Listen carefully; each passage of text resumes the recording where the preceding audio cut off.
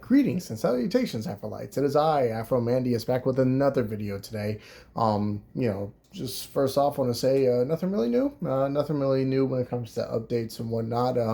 Life has just been going standard for me, and nothing really new has been going on in my life other than the fact that I'm in my summer break right now, and that gives me a lot more time to do these kind of videos and does, allow me to, stretch out my fingers and allow me to draw a lot more in the meantime. So, I'm going to cut the intro a little bit short today and, basically get into the video today. So, as I've gone over in my last week's video, I kind of went over basically the cosmic hierarchical or basically the gods of my universe or what, or Gad, I guess you could say. There's not really, I don't really call them gods because one, I think gods is very much an overused word, and two, I wanted to try to do something a little bit different. I wanted to try to put my little spin on things. So, basically I called that my cosmic blueprint, and I want to see, I don't know if I'm going to make that into an entire series or not compared to how I do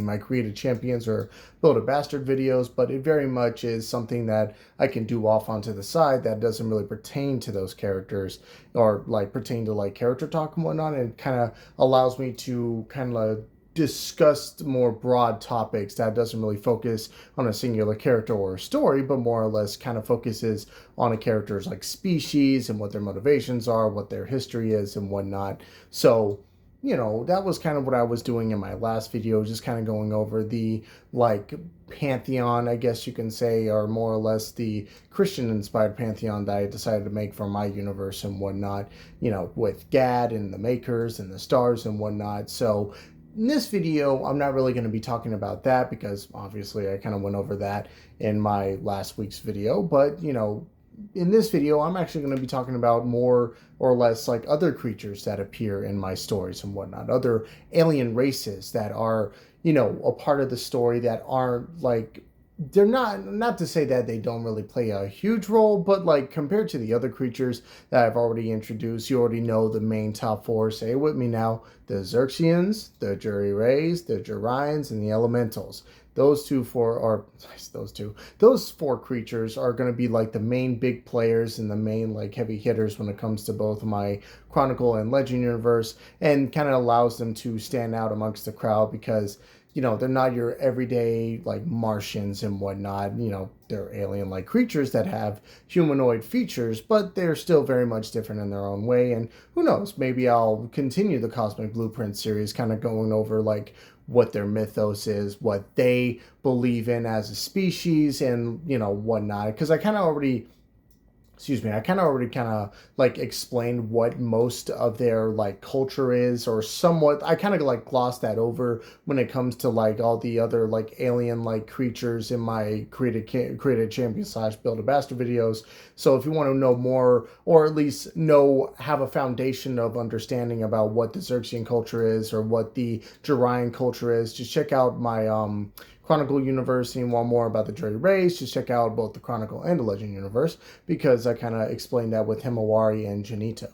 So with all that being said, I'm not really going to be explaining or talking about any of those creatures today. Instead, I'm going to be talking about, a couple of species that really don't play a big role inside the great war saga and whatnot, and instead, they appear, but they don't really play a big role. So in this video, I will say that again, it is still kind of a writing process, as I said many a billion times before, but more or less it's just me kind of giving you guys a basic understanding. And who knows, looking back on this video, it could give me some other ideas I may write out in the future. And again, some things may change, other may stay the same, but I just wanted to, kind of give you guys the idea of what the rundown is in this video today. So the first thing that the first creature we're going to be going over is a creature I kind of already talked about before.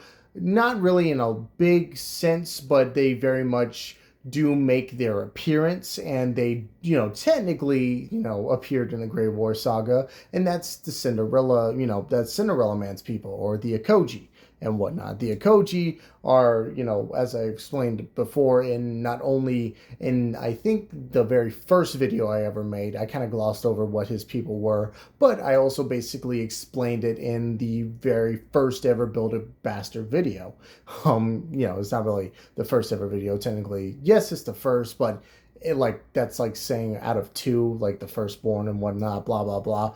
But the Akoji are basically, plant-like people who have the abilities of agriculture and whatnot. So they have the ability to grow plants really well, and all that sort of thing. So the Akoji aren't really fighters necessarily, which is really funny because as I've talked about Cinderella Man in the past couple of videos and whatnot, also Dink, there's another coin for Afro mentioning the Cinderella Man, but he's very important when it comes to this topic because yes, he is an Akojian. He comes from the agricultural planet. I thought I had a name for it, but it's not really coming to me, and I don't think I really have a name for it. But basically, he just comes from the Akoji planet, and they focus more on farming and livestock and whatnot, and more or less kind of cultivating their planet to allow it to be sustainable and whatnot. So, again, still kind of writing some things out, and it doesn't really matter in the end because guess what? They're one of the first races to go when it comes to the Great War Saga, which is very sad, but very poetic in a way because in a technical sense, they were never even a part of the Great War Saga, but, through the actions of both the Jurians and the Juri Rays, aka Adam, basically, causing the death and destruction is what led to the creation of Cinderella Man, and blah, blah, blah. The rest of the story. Dog rocks everyone, and everyone kind of gets their stuff together and is like, we got to take this guy down. So, the Akoji people aren't really special when it comes to a lot of abilities other than the fact that they are plant people, as I mentioned before. So all their powers and abilities relate to plants and whatnot. So they can control roots of trees. They can absorb the life source of any kind of plants, or they can absorb life, and they can also distribute it, throughout the wildlife and whatnot. And obviously with them, how they live is that they don't necessarily eat, but at the same time they kind of do because they cultivate soil to make it nutrable for them to eat, and also allow them to how we say this without getting the big yellow dollar sign, give birth, because as I mentioned back in Cinderella Man's video, the female Akojian, basically, the males dig a hole, and then, she lays in it, and then they kind of they bury half of her body and whatnot. I'm not going to go into in depth because that's gross, but that's kind of how she gives birth to a, new Akojian and whatnot. So, and there's obviously a big celebration every time a new Akojian is born. They do the, the whole 9 yards. You already know, I'm not really going to go in depth, but that's kind of one of the main things that they, is that they are plants. So they also have regenerative abilities. They absorb, energy from the sun. That's kind of how, they get their power and whatnot. So, that's kind of what the Akojians are. Again, it's not really a big, long topic because one, in the grand scheme of things, it doesn't really matter because they just basically die off, but it is a basic foundation about what they are and what they do. And they're also more or less a pacifistic race. They don't believe in violence, and they don't believe in, other than the fact that, yes, the head, the head leader of the Akojian people is technically the most wise and the oldest and whatnot. So they do believe in that, but they don't believe in I want more of that land, so you better give it to me. No, most Akojians are very much a peaceful, relaxed race, and they want nothing to do with war. So that's why they basically said, you know what?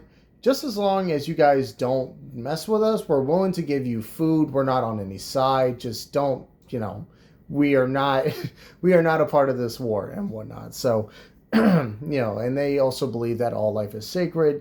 That's when King Adam was kind of on the planet, basically mending his wounds. And, Null was basically get the hell off my planet. I don't want you here because I know what bad juju you bring.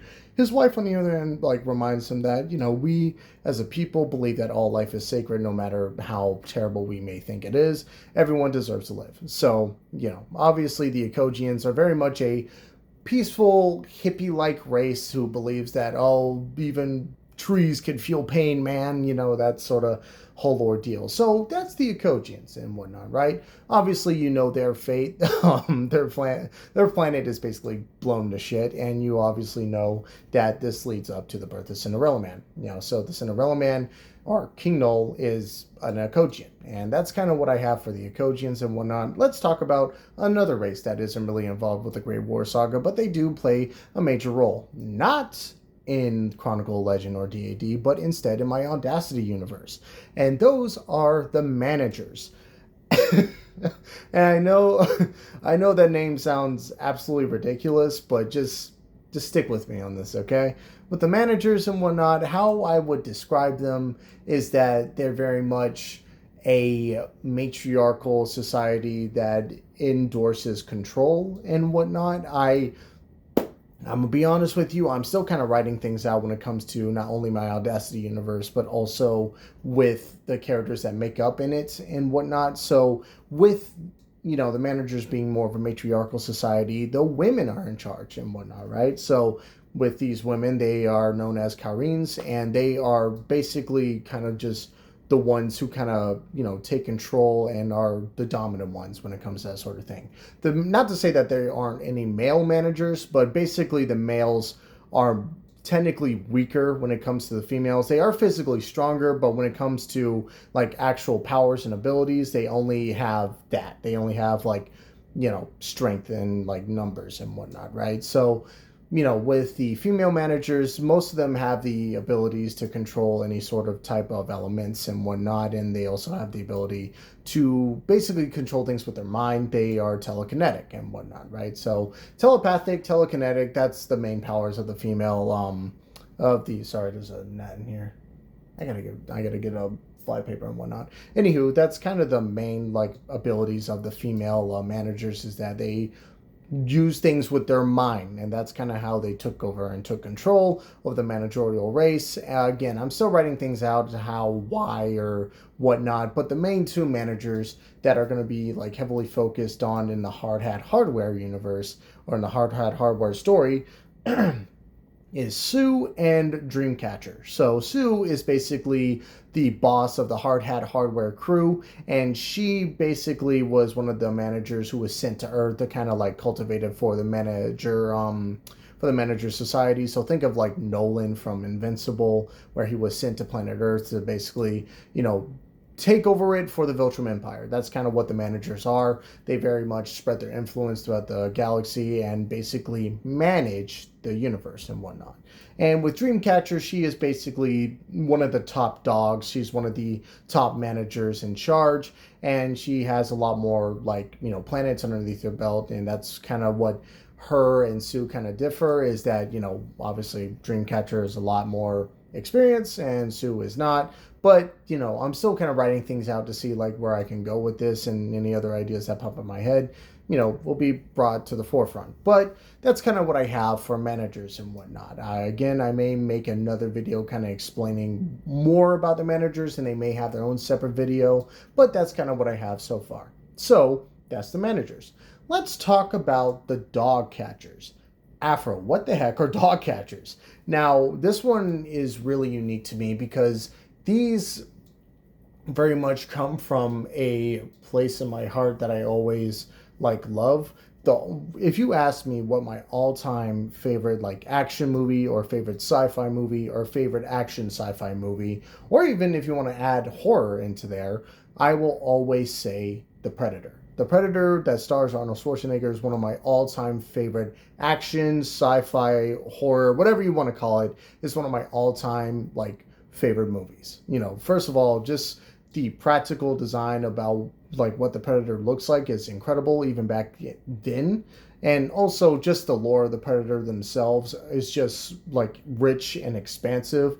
And I will always hate Hollywood because they just cannot adapt the Predator right, and it makes me so mad. Anywho, this is in regards to me saying that I'm really excited for Predator Badlands and Predator Killer of Killers. So praying to God that those movies are good, and hopefully we get a lot more stories that focus on Predator lore and who knows, maybe see some female predators. Sounds great. You know what I'm saying, boys? Yes, sir. Yeah, anywho. But my all-time favorite species is the Yautja, or the predator. One, I've already kind of mentioned them kind of being an inspiration of mine, especially when it comes to the Jury Ray, is that they have a code of honor. And that is really unique when it comes to like different types of alien species, is that they have a code. Excuse me, I don't know why I said it like that. They have a moral code. Not a moral code, but they very much have a code of honor where it's like if a person like holds no threat against you, don't like fight them. And I just find that really interesting because it just like, when you look at these like giant alien monsters, you only think of them as mindless killing machines. But the fact that they have like a code of conduct and like a rank system and like just honor of arms and whatnot, it kind of adds more layers and a bit of humanity to them if you really think about it. But that's me enough rambling about the predator. What does this have to do with dog catchers? Basically, the predators inspired dog catchers in a lot of ways than one. But I won't say like in design and whatnot. In fact, how I would describe, because I don't really have pictures of dog catchers yet, but how I would envision them is that they're very much like horse-faced creatures that, trying to like if I had the ability to transport the image in my mind to the phone, I would like do it, but it's so difficult. Like all you need to know is that they have very long faces, and very muscular built bodies, and they basically catch dogs, but not like dogs. They're called dog catchers, but they're very much their real like race name are known as Argonauts. Argonauts are basically, they, as the predators are, they are very much space hunters. They go out in different types of planets and they hunt the best game. So, what does the, dog catchers have to do with the, any sort of these universes? Well, I have an idea of basically there being a dog catcher invasion happening in either the Chronicle or the Legend universe. I'm not really sure yet, but I do have an idea for a character named Dog Catcher appearing in the Legend universe. And obviously he's going to have the dog catcher design, and that could lead up to another big event. But basically he is a, I wouldn't say villain, but very much a rival to Janito. They very much see like eye to eye when it comes to a lot of things, honor and whatnot. But he very much is like a villain and whatnot. He very much hunts game and is known as a bad blood, obviously bad blooded predators. So, or black dog hunters, I guess you can say. But code black dog hunters. We'll call them that. So the more sadistic and evil and more malicious dog hunters are known as code blacks. So, that's kind of what I have so far when it comes to dog catchers and whatnot. But I'm really excited to kind of like write them out because I have an idea, but I don't know how to execute it yet to where it makes sense. And so I'm not going to say anything here, but more or less it's just like there's going to be these like beasts known as enemies, or basically the augur beasts, which are basically mutated Argonauts, and they are Argonites, excuse me, not Argonauts, Augurnites, Auguernites,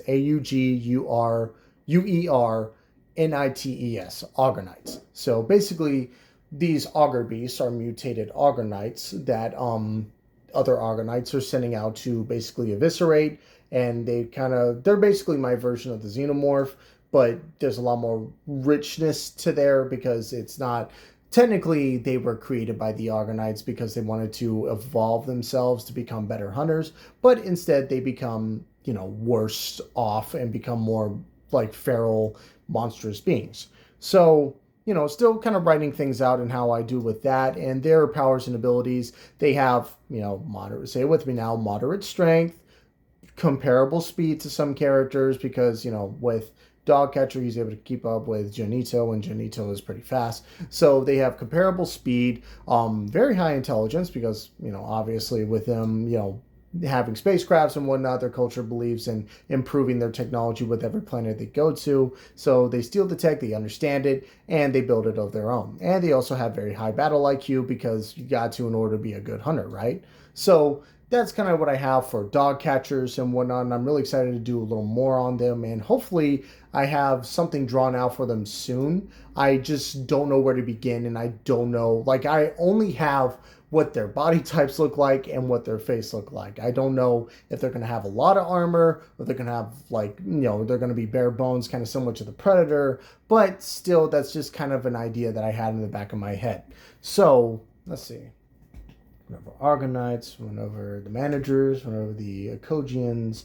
Let's kind of talk about a little more of like the other miscellaneous like creatures I kind of, that kind of appear but don't really have that much of a role. So, let's look at DAD for a minute, because obviously with DAD, demons and deities, it's a lot more fantasy-like. There's a lot more creatures and a lot more creatures of different folklore and folktale that are like present in this universe and whatnot, right? So let's talk about the leatherbacks right quick. Even though I just said, let's talk about creatures that don't really have an impact, let's talk about creatures that do have an impact. The leatherbacks. These creatures are, as I mentioned before, are part like Maker. Like a fraction of Maker's power is gone to every single like leatherback that you see is part Maker. So these guys, I'm not really going to go too much into depth because, again, I probably explained this in last week's video, also in DAD's video, but they were basically created by the Makers to be guardians of mankind and protect them from all sorts of evil and the predators of mankind, that being the gargoyles and the Nephilim. And so, basically they were just kind of created as nomadic tribes to kind of follow around humanity and make sure they kind of stay out of trouble and whatnot. Eventually, though, humanity kind of outgrows the need for the leatherbacks, and the leatherbacks kind of go MIA. However, I mentioned this in my videos before that they're not extinct, and they're also quite, a few that appear in the story and whatnot. So those are kind of the leatherbacks. Let's see. Cyclopses, they're not really present a lot in my story, other than the fact that, one, the Xerxians are already considered Cyclopsi or Cyclopses or Cyclopsi. I gotta look that up. I gotta figure out like what's the like plural version of Cyclopses. But anywho, Cyclopses, they don't really play a huge role in my story, other than the fact that one of the main X-Pro characters is a Cyclops, that being Homer Uno. And, I'm still kind of writing out his story, but very much he is just a grandmaster in the mountains, monk in the mountains who discovers Danny, who is an imp, who I'm going to go over in just a minute. But basically he like saves her and kind of regroups her back to health, and they fall in love with one another. So still kind of figuring out like what role the Cyclopses could play, but at the same time, if I try to add too much lore to it, it would kind of feel overblown. So I feel like with him just being a Cyclops is good enough. There's nothing really else you need to know, other than the fact that they spawn from humanity and they are considered beastkin and whatnot. So that's kind of all you really need to know. Let's talk about imps. Imps are basically, also considered beastkin, not of the variety similar to like the turtles or like any other anthropomorphic creature, but similar to how more like the Cyclopses are considered more or less mythical beastkin, mythical beastkin. So, obviously, with them being more smaller and having red skin and horns, and having no noses, it kind of, helps them differentiate from regular people and whatnot. And for the most part, they also have magic-born human blood inside of their bodies that allows them to create fire and whatnot. And as they evolved over time, they allowed themselves, similar to how the Jury Rays have the ability to like basically have imprinted tattoos on their body to summon weapons. Now, the difference between the Jury Rays and the imps is that the weapons, in a weird way, kind of work as a secondary conscience. I don't know how you would describe it, but very much is kind of like another voice inside their head, because as I've shown, as you guys probably like seen the posts of the X Pros and whatnot, you see Danny and her weapon, the flea, and you see Alexander California and his bat Casey Jones. You know, Lex California looks at his bat, and the bat is very much like spouting nonsense to him.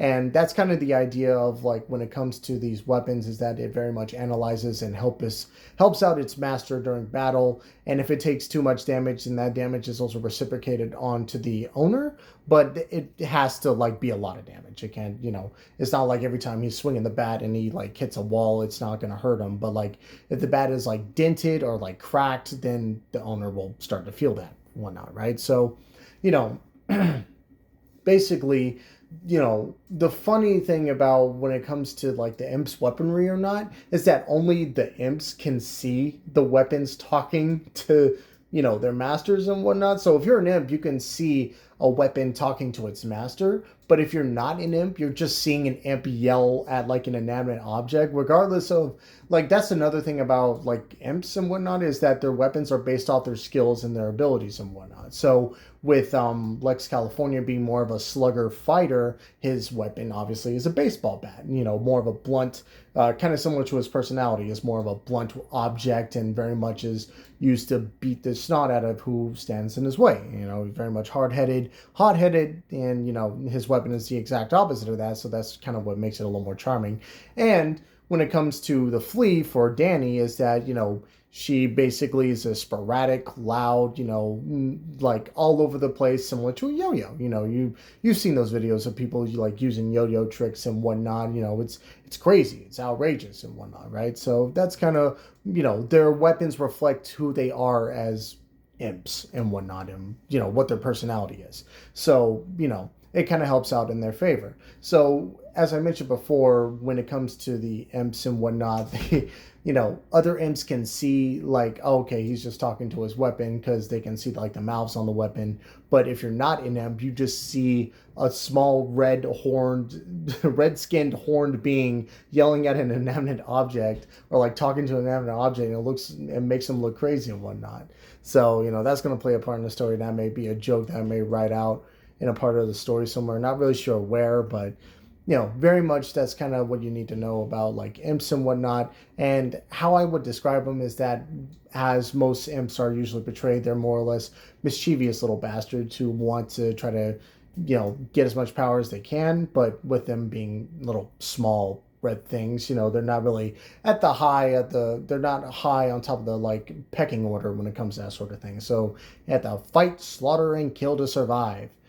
So that's kind of the story when it comes to, all the imps that are present in there. Similar as and I almost was about to forget to mention, poor Scarlet, Scarlet Smolder. Her weapon is a bow and arrow. She's more of a ranged fighter, and I'm trying to figure out like how that correlates with her personality. But just know that it is, she uses a bow and arrow and whatnot, right? So, it's kind of what I have so far. And again, I'm not like, these videos I will say are going to be a lot shorter, because it's not really going to be going over a history of a character or very much like what their like role is in different stories. It very much is more of a broad topic kind of video, kind of me going over and allowing me to kind of like talk to you guys and, try to figure out like how I can set up these characters for more future events and whatnot, right? So, I'm just kind of working on some things and trying to figure it out and whatnot. And, getting back into the groove of drawing and whatnot feels so good. It's honestly very therapeutic, especially if I have like a bad week or a bad day. I can just open up my notebook and just start drawing away, and it feels great. But with all that being said, I'm really proud to how, at least, again, I'm not trying to like say I don't like doing Creative Champions video, but I'm just kind of taking a break from it. Who knows? I think I kind of took a long enough break to kind of get back into it. That way it kind of breaks the chain of like what, is going on in this YouTube channel, or who knows, maybe I'll make another like Cosmic Blueprints talking about some other nonsense or whatever, right? So, but, I think this is a good like stopping point. It's a nice good 30 minutes or 29 minutes. So with all that being said, I am happy to how these videos are turning out, and it's still getting views. So with all that being said, I just want to say I hope you guys have a good and safe summer. Please stay safe. Please stay wet by jumping in pools. That sounded weird. I was trying to please stay cool by jumping in pools. Yeah, good save, Afro. Good save. But with all that being said, I have been AfroMandias. Thank you all so much for watching, and stay fresh and stay frosty, Afrolytes. I'll catch y'all next time.